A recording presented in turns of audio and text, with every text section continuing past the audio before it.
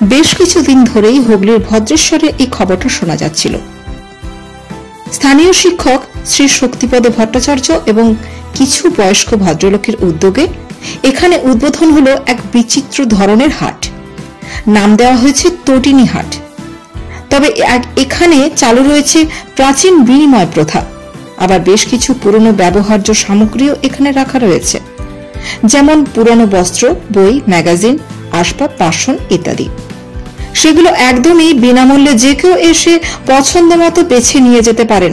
আর রয়েছে আকর্ষণীয় হস্তশিল্পের সম্ভার।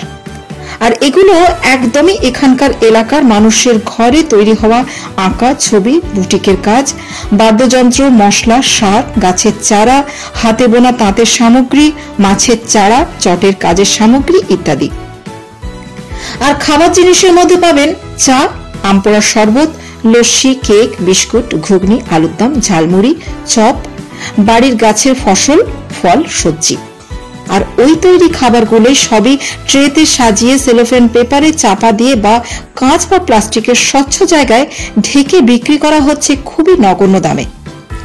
একেবারে হুগলি নদীর পার বরাবর প্রায় 300 মিটার জায়গা নিয়ে আজকের এই হাটের সূচনা প্রথম থেকে ভীষণ আকর্ষণীয় হয়ে উঠেছে।